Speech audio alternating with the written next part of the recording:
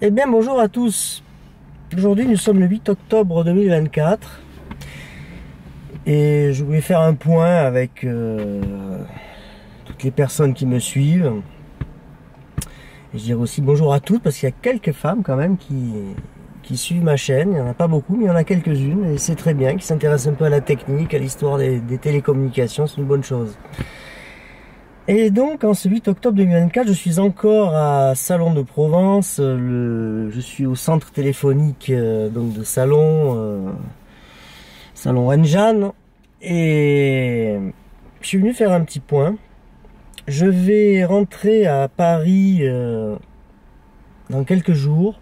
Pas encore fixé le jour exact parce que j'ai encore, alors voilà, j'ai encore des travaux à faire ici. C'est du télétravail maintenant. Il me faut quelques jours pour boucler tout ce que j'ai à faire. Je dois emballer tous les documents, et parmi de précieux documents d'ailleurs, relatifs à l'histoire des télécommunications, que j'ai trouvé durant tout cet été à partir de la mi-juin 2024. Donc ça fait quasiment 4 mois hein, j'ai vraiment écumé tout le Grand Sud, alors enfin, essentiellement le Midi, le Sud-Ouest, mais j'ai aussi réattaqué en partie le Sud-Est, etc. Alors, comme je vous l'ai signifié déjà, j'ai un énorme problème sur la région Auvergne-Rhône-Alpes, qui est contrôlée par Lyon, où là je suis tricard dans cette région, donc il y a un énorme trou. Mais ceci dit, je veux dire, je me laisse pas trop impressionner. Déjà, j'ai du travail à faire ailleurs. Et puis, j'ai parfois des contacts qui m'aident. Et ainsi donc, j'ai pu commencer malgré tout à attaquer la région Auvergne-Rhône-Alpes. Alors, je ne vous dirai pas où. Ça sortira quand les vidéos sortiront. Voilà. Puisque les gens qui veulent me mettre des bâtons dans les roues, j'en ai connu d'ailleurs. J'en ai eu à Paris en 2023. D'ailleurs, il y a une des personnes qui a fait beaucoup de mal, alors qui se cachait un peu, mais je savais que cette personne était co-responsable des ennuis qui me sont arrivés en 2023. Cette personne, je l'ai appris il y a quelques jours par un confrère de ma génération, on va dire.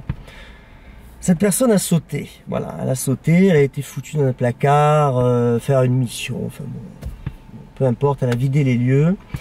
Donc tant mieux, peut-être que l'Île-de-France, ça va peut-être un peu s'assouplir. Bon, alors j'ai quand même des accès. Je vais remonter dans quelques jours en Île-de-France. Donc je vais aller déposer une partie des archives que j'ai récupérées. Je vais aller les déposer. Mes confrères vont s'en occuper comme il faut.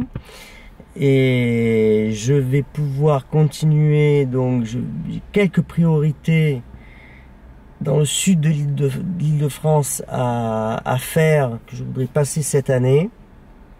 Alors c'est pas tant des priorités sur la commutation et le réseau, mais par rapport à ce que ces centres ont été par le passé. Voilà, il y a des centres qui ont perdu leur caractère technique, mais qui l'ont été et qui ainsi donc, à mon humble avis, doivent figurer dans le grand livre photographique, on va dire, des archives du groupe Orange. Donc voilà, je vais faire ça. Ensuite, bon, là je suis en train de ralentir, donc j'ai aussi des reportages à terminer de trier, de répertorier, en plus de tout cet emballage en carton là d'archives qui me prend du temps. Et donc je vais essayer malgré tout de faire une tournée dans, on va dire, le Grand Ouest, la France profonde de la France. Alors je dis pas exactement où. Bon, il y a des endroits où il y a des machines qui sont à l'arrêt et qui ne seraient pas encore détruites, que je veux immortaliser. Et il y a des machines qui vont être arrêtées à la fin de cette année et aussi dans l'année prochaine. Et vu que ce sont des centres qui, pour telle ou telle raison, revêtent une certaine importance, etc. Bon, vous avez par exemple la X10 compact d'ailleurs, le plus récent de France. Bon, enfin, celui-là, je vais essayer de le passer. Bon, lui, il n'est pas menacé, hein, il n'est pas menacé directement, mais bon, comme c'est dans le coin, je vais essayer de le faire. Bon, donc voilà.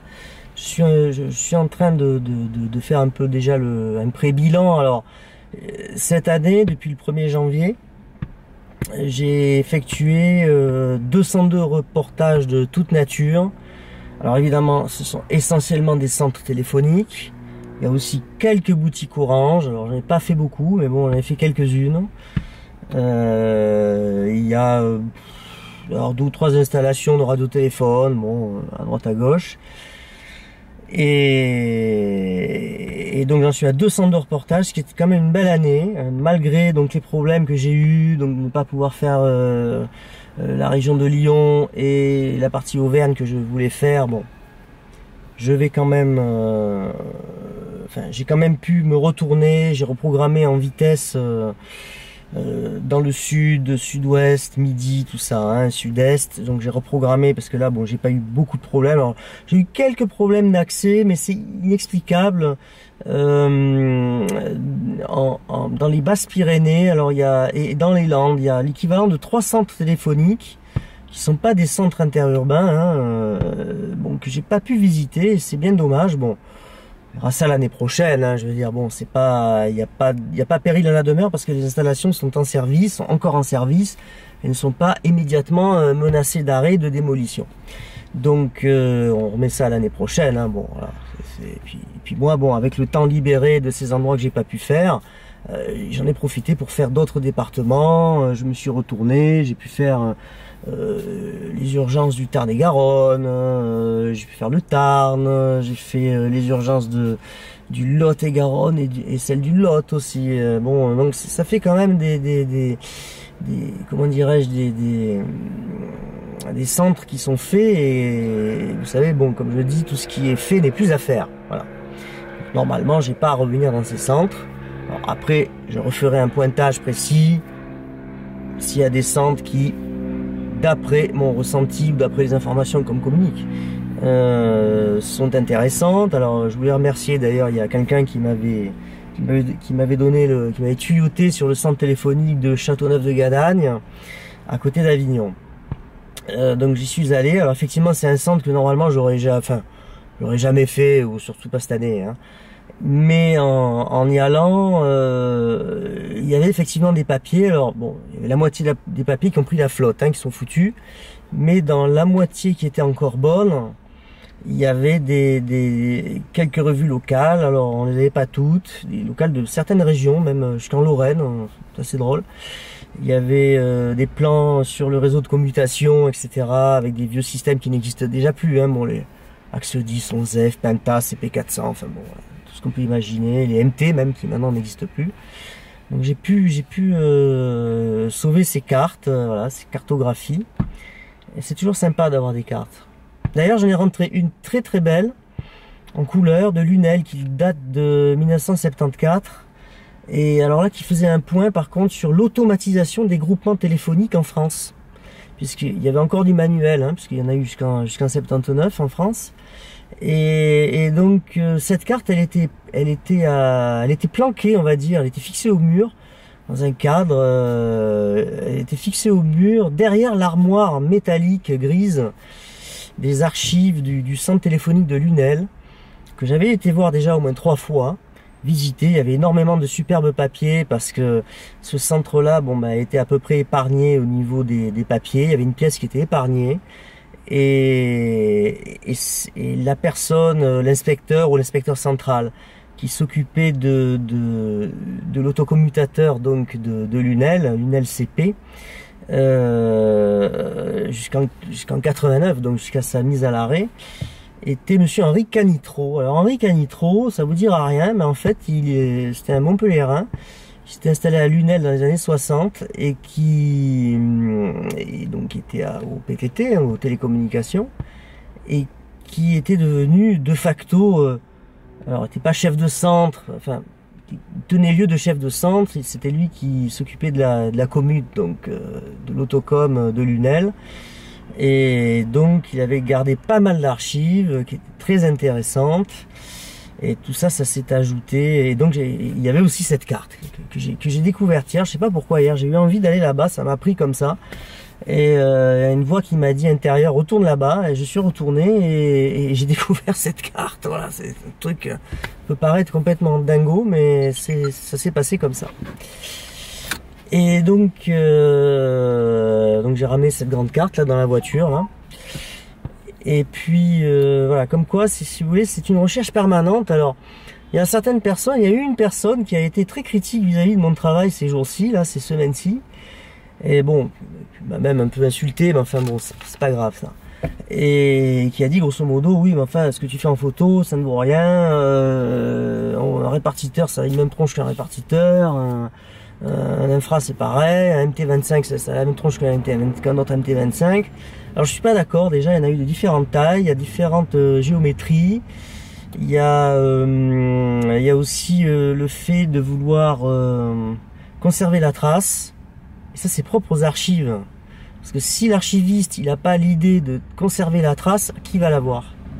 Alors il y a des gens des fois qui ont l'idée. Donc il y a des gens qui m'ont contacté, qui m'ont dit il faudrait que tu viennes faire les centres de ma ville, de ma région, etc. Bon, j'invite les gens à prendre contact avec moi. Hein.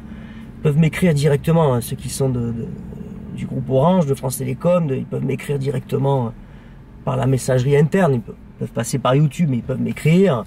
Bon, et puis après, on peut arranger des tournées. Alors, je n'ai pas les accès partout.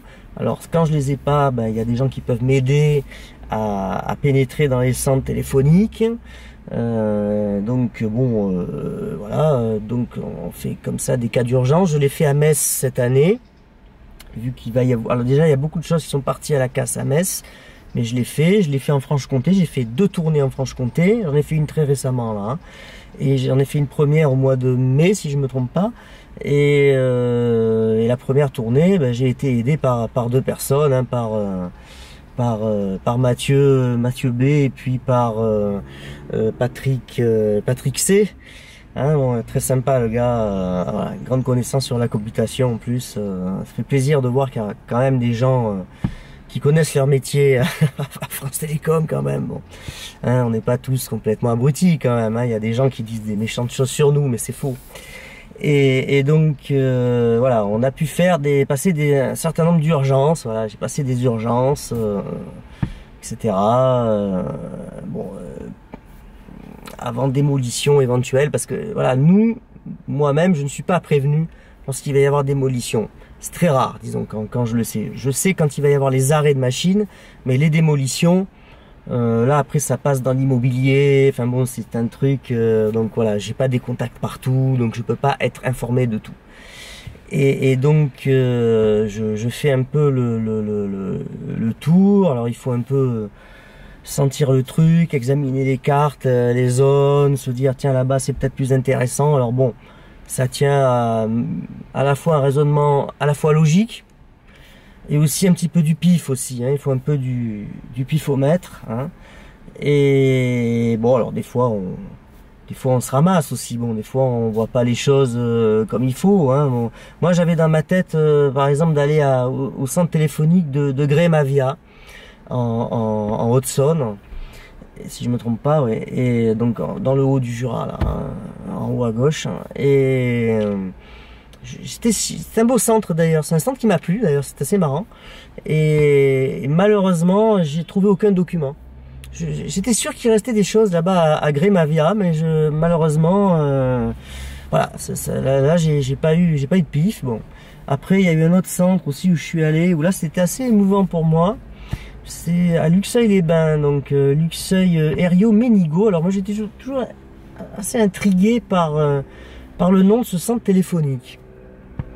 Et à rallonge un peu. Alors Luxeuil, bon ben ok c'est la ville, Herriot, ben, c'est la rue Herriot, donc rue Édouard Herriot, donc bon ça se comprend. Puis ce nom Ménigaud, je comprends pas. Alors bon, je me suis donc pointé dernièrement, avant de revenir ici, je me suis pointé donc à Luxeuil au centre téléphonique, et je vois sur une des 2 entrées, je vois une plaque. écrite en marbre, écrite Centrale Michel Ménigaud. Je me dis, qu'est-ce que c'est que cette histoire? Alors bon, donc moi je prends tout en photo, tout le centre, hein, etc. Bon, la plaque, je fais aussi une photo de la plaque avec la porte et tout. Bon, je me dis, c'est curieux quand même. Alors moi j'ai pensé, peut-être c'était le maire de la ville. Alors j'essaye les maires. Bon, pas de maire. Bon, après je me suis dit peut-être un résistant. Alors j'ai cherché un peu.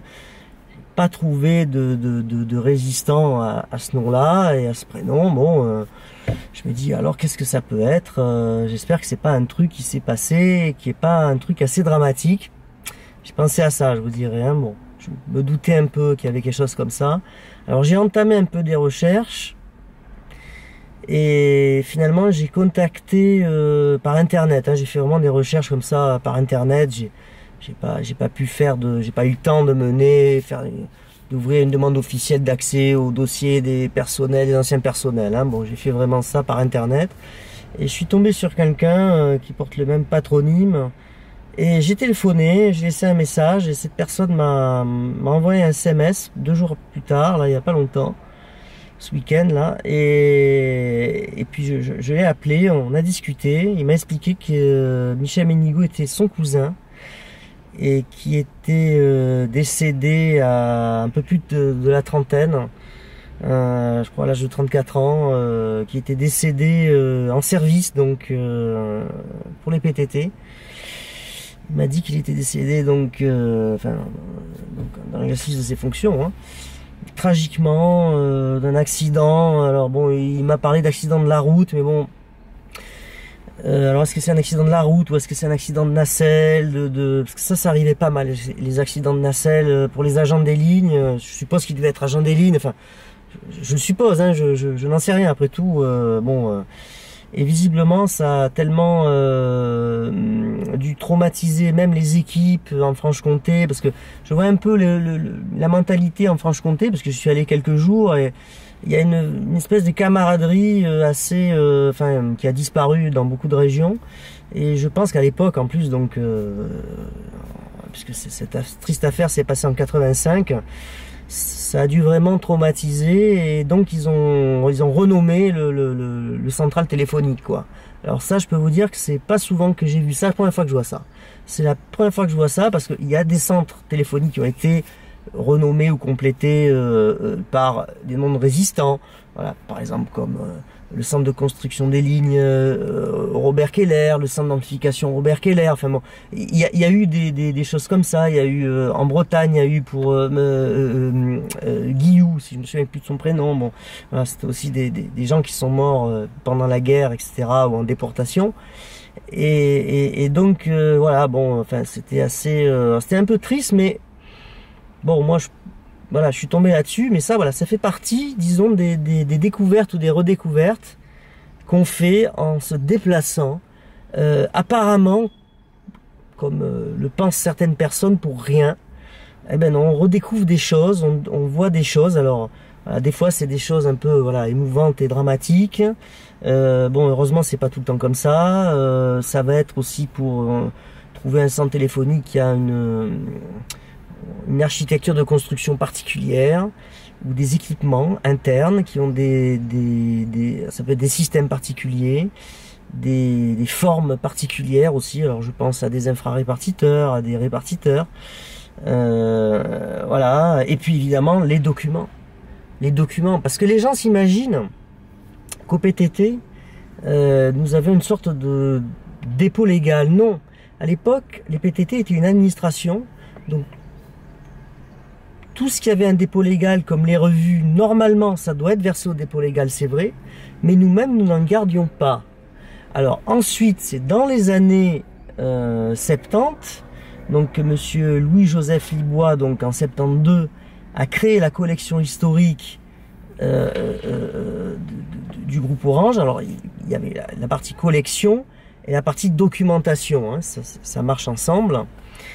Et donc, parce que ces gens-là, donc, il y a maintenant une 50aine d'années, qui, eux, avaient connu les débuts de l'automatique, qui avaient connu le manuel et le début de l'automatique, le Rotary, le R6, même le Strowger, tout ça. Et c'est ces gens-là à l'époque qui avaient eu la présence d'esprit tardivement, malheureusement, bien trop tardivement, mais à un moment donné, ces gens-là, donc qui avaient à peu près la cinquantaine, la quarantaine ou la soixantaine, se sont un peu réveillés et on dit voilà, il faut faire quelque chose, on peut pas laisser partir tout ça à la poubelle, il faut sauver ce qu'on peut, et c'est comme ça que à partir de cette année 72, donc 72, on a commencé à ramasser. Enfin, évidemment, c'est pas moi qui ai commencé à ramasser. Bon, et donc voilà, et donc nous accumulons en triant, en ordonnant, en classant, en référençant le maximum de papier. Alors, je vous ai parlé aussi de ce que j'ai trouvé à Carcassonne d'ailleurs, et aussi à Castelnaudary. C'était extraordinaire à Castelnaudary, vraiment un truc de fou. Là voilà, il y avait monsieur Jean-Pierre Valette, hein, j'en ai déjà parlé. Donc Valette, ce gars avait stocké des matériels, tout ça, des pièces de rechange, mais aussi beaucoup de bonne documentation. La bonne documentation. Et vraiment, des trucs, je sais qu'il y a beaucoup de choses que nous n'avons pas. Et donc du coup, plutôt que ça finisse à la poubelle un jour, mais il vaut peut-être mieux que j'y sois tombé dessus. Alors là, j'avais été tuyauté, hein, je l'avais expliqué déjà par, en même temps, l'association, une association, mon Dieu, sur la recherche téléphonique, donc qui est basée à Narbonne, hein, qui a un petit musée aussi à Narbonne, et donc je crois que c'est Aristel, je crois, et donc si vous voulez, voilà, j'ai fait un peu je suis allé récupérer, enfin bon, j'ai fait vraiment la voiture balai, c'est vrai, mais bon, j'ai fait le déménageur, mais je regrette pas du tout. Pas du tout d'avoir pu sauver ces papiers, ces revues, ces manuels, ces plaquettes d'informations, ces documents, ces DPR, etc. Enfin bon, enfin, tous ces trucs là, voilà. Voilà, comme Lunel, hein. Alors, Lunel, c'est marrant parce que Henri Canitro est devenu maire de Lunel de 83 à 89. Il était maire de Lunel, il a fait un mandat, il était un mandat RPR d'ailleurs. Mais t'es dit, j'aimerais bien voir, j'ai essayé, je vais vous dire, de retrouver ce Henri Canitro, et c'est là que j'ai découvert qu'il est malheureusement décédé en 2018. Et là, je me dis, c'est parce que bon, il aurait pu être encore vivant, très âgé, mais il aurait pu être. Et malheureusement, voilà, il n'a pas tenu jusque là. Et sinon, j'aurais volontiers discuté avec ce bonhomme là, parce que bon, tous ces mecs là, ils ont quand même connu pas mal de choses. Enfin bon. Électromécanique, tout ça, enfin c'était quand même un peu les usines à gaz, hein, quand même, hein, quand on regarde un peu les plans, les photos, fallait quand même être assez costaud pour arriver à charcuter ces machines, hein. Dire charcuter et les réparer, parce que il s'agit pas de les esquinter. Et donc voilà, bon, je pense que c'est vrai qu'à cette époque, je pense que je me serais plu à faire ces choses-là. Bon, même si je suis électronicien supérieur au départ, bon, je suis pas électromécanicien moi, hein. Mais bon, c'est quand même intéressant. C'est des gens qui ont eu des métiers intéressants. Et puis à l'époque, il y avait aussi un plus, c'était voilà, puisque nous partions d'une situation téléphonique qui était devenue catastrophique en France, qui était d'amener le téléphone chez les gens, partout. Voilà. Et ça, c'était vraiment extraordinaire. Bon, l'automatisation. Des derniers abonnés. Alors je raconte la Corse, je vais vous raconter la Corse, ils avaient du mal à trouver des volontaires, puis il y avait un travail de fou à cause du relief corse, un peu aussi comme dans les Alpes, et à la fin ils avaient fait venir l'équipe, les équipes des trains parcs. C'était des équipes de costauds là, des lignes, comme des bûcherons. Les mecs, ils s'étaient pointés, donc ils étaient venus d'Ardèche, puis ils étaient basés à Ruoms, et ils s'étaient pointés, mais sans leur train, n'est-ce pas, puisqu'ils circulaient en train d'habitude, là où il y avait les catastrophes. Ils se sont pointés en Corse, et pour passer entre guillemets, les derniers poteaux téléphoniques nécessaires à l'automatisation des hameaux à dos d'homme, puisqu'il n'y avait pas de route, il n'y avait pas de...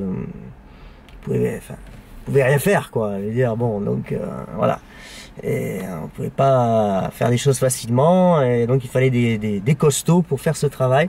Et ce travail fut fait par les agents des lignes de la région qui étaient volontaires, qui étaient venus aider les Corses, et vraiment les équipes de choc des trains parcs. Et bon, les trains parcs qui avaient été d'ailleurs dissous en octobre 1999 par Michel Bon parce que ça coûtait trop cher. Alors celle-là, je vais vous la raconter parce que c'est quand même tordant de rire. Et en décembre 99, donc 2 mois plus tard, il y avait la fameuse tempête centenale, ou je sais pas ce qu'ils appelaient ça, avec l'espèce de ramade de vent, là, de tornade, de vagues de vent qui a arraché des arbres de partout en France. Et Michel Bon, donc, qui a été président de France Télécom, et bon, qui n'avait pas effectivement une très grande jugeote, lui non plus. Et donc ce personnage, deux mois avant, avait démoli les trains parcs, fait réaffecter de force les agents des trains parcs à la boucle locale, dans des répartiteurs, enfin peu importe. Et je me souviens, j'avais un collègue, un Normand d'ailleurs, un costaud, on lui avait demandé d'aller aider quand il y a eu 2 mois après la tempête. Il a refusé, il a dit non, vous avez cassé le train parc, vous m'avez muté de force au répartiteur à Paris, là, parce que j'ai travaillé un peu avec lui. Et donc il leur avait dit d'aller se faire voir. Et ma foi, je peux comprendre cette attitude, voilà. Bon, parce qu'on peut pas non plus, si vous voulez, on peut pas se faire incendier et puis après on vient te chercher comme pompier, quoi. C'est-à-dire, il y a eu le même coup aussi j'ai connu quelqu'un, alors je sais plus son nom, qui travaillait au Telex et à l'Eltex et qui était un grand spécialiste, qui avait tous les cours de l'Eltex et du Telex depuis les années 50. Il avait une bibliothèque personnelle énorme. Et le mec, c'était le roi de l'Eltex. Alors, c'était pas un chef d'Eltex, mais je sais plus ce qu'il faisait, ce gars-là. Mais bon, c'était la tronche du Telex, quoi. Et ce gars-là, après qu'on l'ait, pareil, fermé son service et envoyé finir faire le con, je sais pas trop où, au LS, je crois, enfin aux transmissions, quoi. Bon, voilà.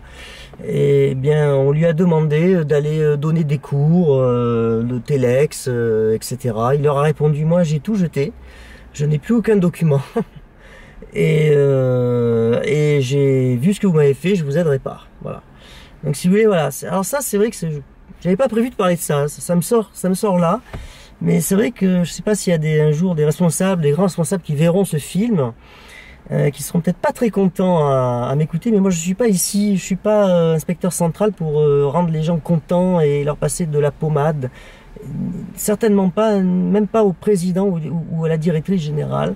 Je leur dis, il faut faire attention avant de maltraiter les personnels compétents. Voilà, c'est ça que je veux leur dire, parce que les personnels, ils ont des compétences, alors qui sont soit dans des domaines de base vraiment très basiques, soit dans des domaines par contre nettement plus spécialisés, etc. Et disons que si on leur fait des mauvais coups, des mutations forcées, des choses comme ça, ben après, si vous voulez, les gens, ça leur fait mal sur le coup.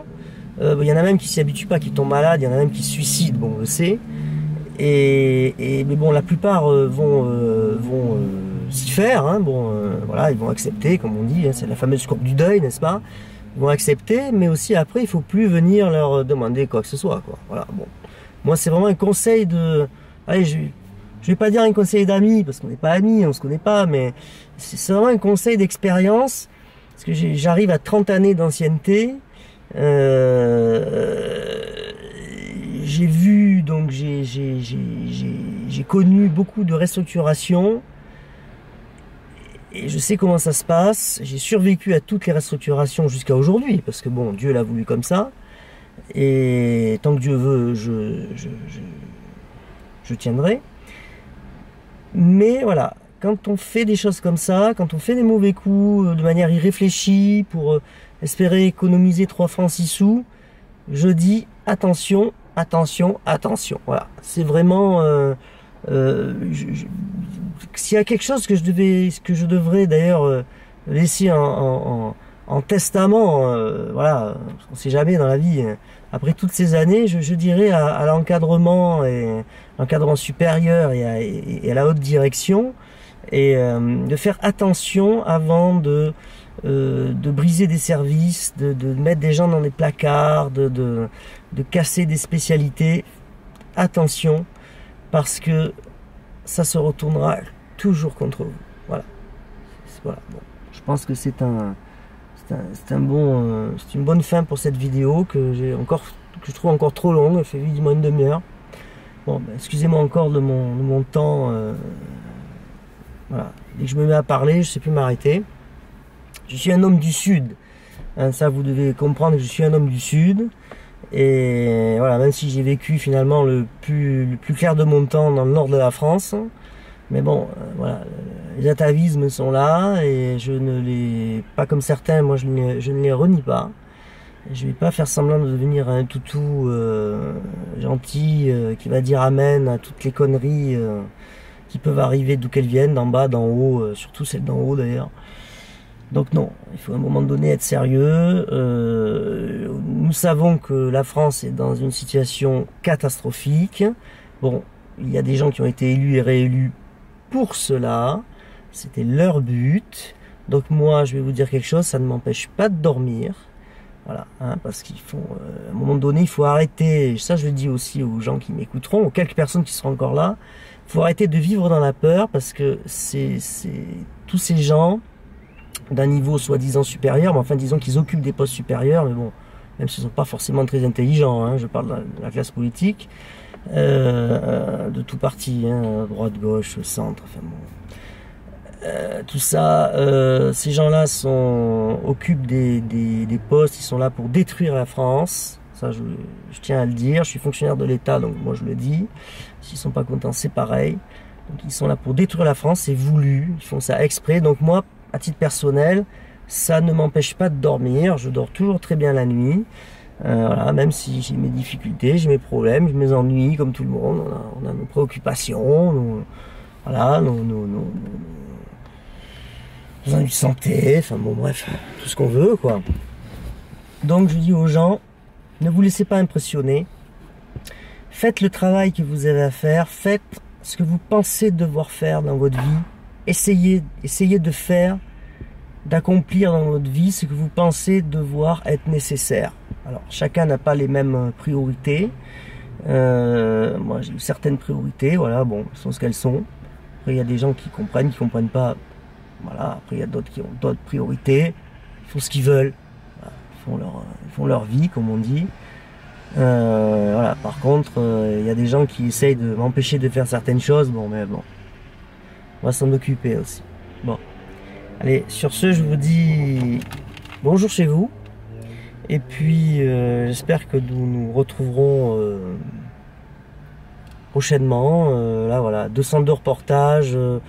J'en suis à quasi 26 000 photographies archivées pour cette année et presque bientôt 83 000 photographies archivées de tous les reportages que j'ai fait depuis 2021. C'est à peu près, je crois, 630 et quelques, 638 je crois, reportages de toute nature à ce jour. Bon, je pense que, enfin, je suis content de moi, même si j'ai encore beaucoup à faire, mais bon, voilà, je pense que j'ai plus rien à prouver, ni rien à me prouver d'ailleurs. C'est vrai que j'ai plus grand chose à me prouver. Moi, ce que je veux, c'est arriver, ce que je voudrais, hein, c'est d'arriver à continuer, déjà ça, le plus longtemps possible, tant qu'il y a des choses à photographier, des archives à sauvegarder. Voilà, c'est vraiment j'en ai fait ma priorité absolue. C'est pour ça que j'ai travaillé même presque tous les samedis cet été pour pouvoir tenir les plannings, etc. Bon. Et par contre après je vais prendre au moins 2 mois de vacances parce que j'ai rien pris cette année. J'ai pris qu'1 mois, mais c'était des congés en retard de l'année dernière, donc je vais me reposer au moins 2 mois. Voilà, une fois que j'aurai fait donc un petit peu en Île-de-France et puis dans l'Ouest, voilà, j'essaye de. Normalement je dois avoir les accès, alors on va voir. je vais essayer de boucler ça pour qu'on ait ces photographies en archives téléphoniques, quoi, enfin archives voilà, de la collection, enfin des archives Orange, quoi, hein. Vu qu'on est héritier d'un tas de photos qui datent même d'avant la guerre, hein, bon, de 40, hein, bon, on a des trucs, voilà. On n'a pas tout malheureusement, mais on a beaucoup de choses quand même, on a beaucoup de choses, et il faut essayer d'enrichir les fonds pour pouvoir laisser aux gens les traces de tout le réseau téléphonique, de ce qu'étaient les métiers aussi du téléphone, très important les métiers.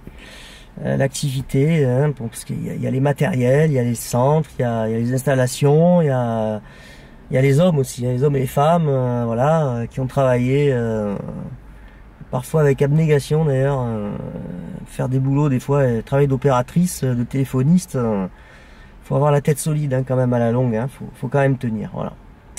Donc voilà, bah écoutez, honneur à tous ceux qui nous ont précédés, et puis puisque nous sommes les derniers fonctionnaires de l'État, et puis bon, bah, nous avons des CDI qui prennent notre relève, et puis voilà, c'est, enfin peut-être qu'un jour ça reviendra, hein, une vraie administration des télécommunications, ça peut très très vite se recréer, hein. Voilà, une fois qu'il y aura un nouveau régime dans ce pays, c'est possible, tout à fait possible, donc l'avenir nous le dira, si nous vivons suffisamment de temps, tous, nous verrons l'avenir. Allez, bien le bonjour chez vous, et à une prochaine.